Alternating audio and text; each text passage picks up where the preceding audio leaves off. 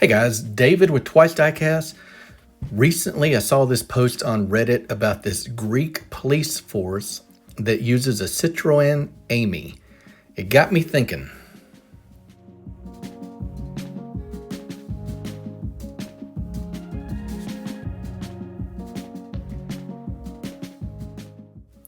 Maybe you've seen this car online. Lots of footage going around, especially this clip of this guy not enjoying his drive. Or maybe you've seen one in the stores when you were diecast shopping like I have. This new release from Matchbox, pretty cool little vehicle.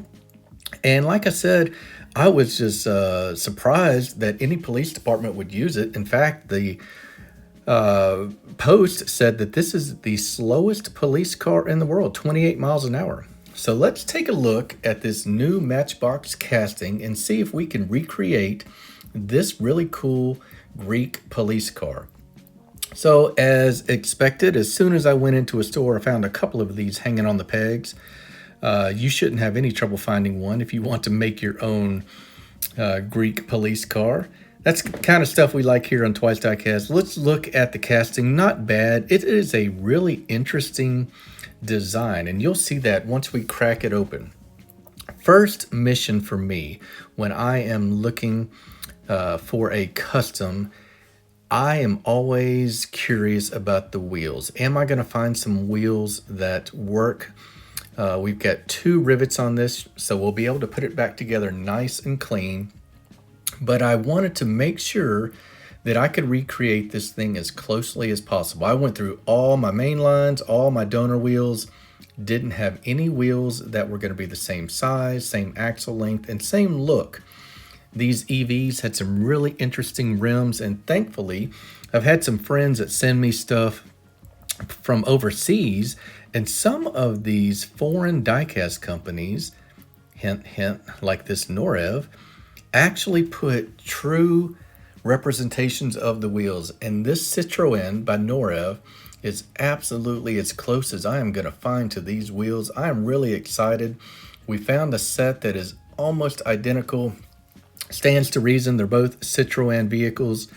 So we've got the wheels. For me, that's a big step in a custom checked off the list. So let's get going. Let's make sure though that they are the right size. They've got to be the right height, and it's pretty close. In fact, I don't mind them being a little bit smaller. Sometimes that's a little bit more realistic. I wanted to check the axle lengths as well to make sure there's not going to be a lot of wheel hanging out the side.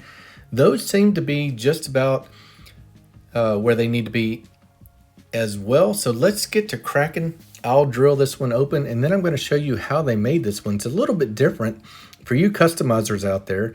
This one is a little bit of a different setup than the normal. I had to just about destroy those wheels to get this thing off. We have got a full metal body. There's your 2 posts ready to get drilled and tapped to put in some screws to put it back together.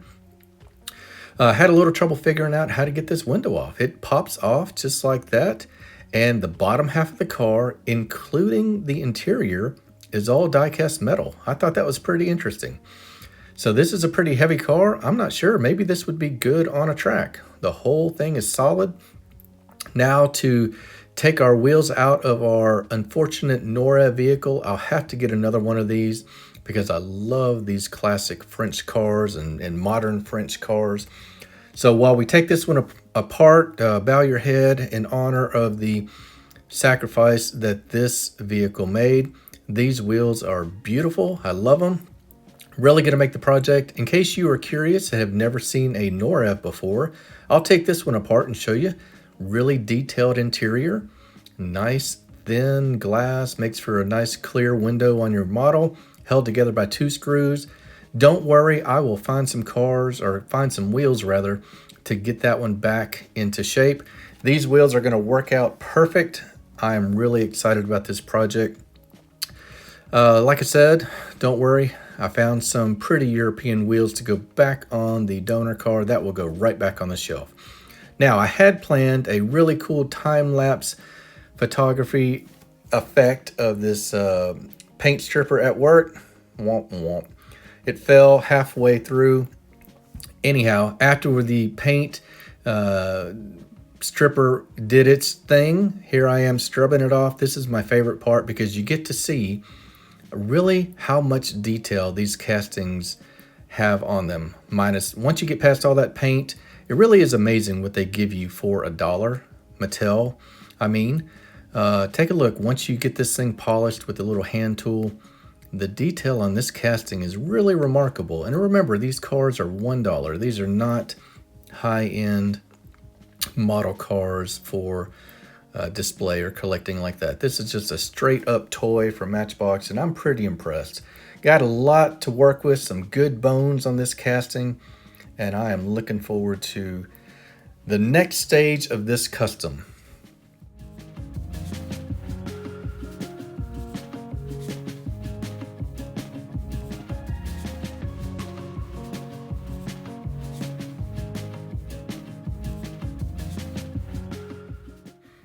Really don't have to worry about stripping the paint on that interior. The glass is so dark you won't be able to see it, and I would like to have a little contrast anyway, so we just left it as gray. Got our screws into the post. We are ready to rock and roll. Let's get it, while we are waiting on the paint to dry on this, let's get our decals made. I had to copy and paste some logos off the internet, had to print my own decals onto decal paper I found at Hobby Lobby. Now here I am putting it on the car. I'm not going to show it just quite yet. Here is what we are going for. And as I got to this point, I forgot about one thing. Do you guys see it? Yeah, we forgot about the beacon. I had to find some way to recreate that beacon.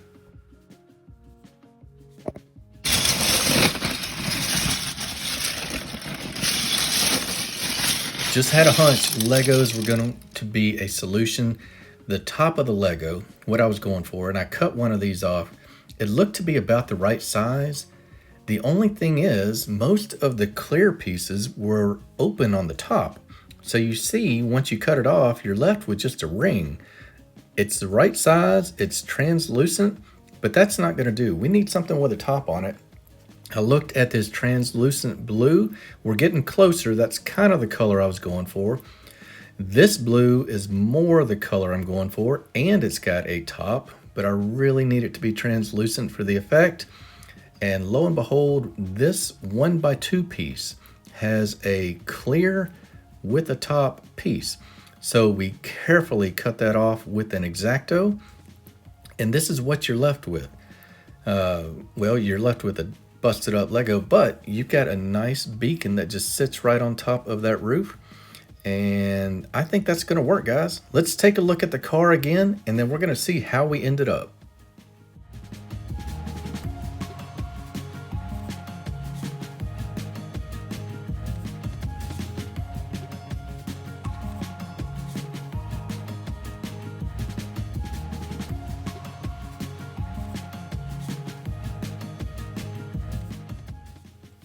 All right, take my advice. Do not put too much clear coat. Look at how that decal on the front started peeling with too much clear coat.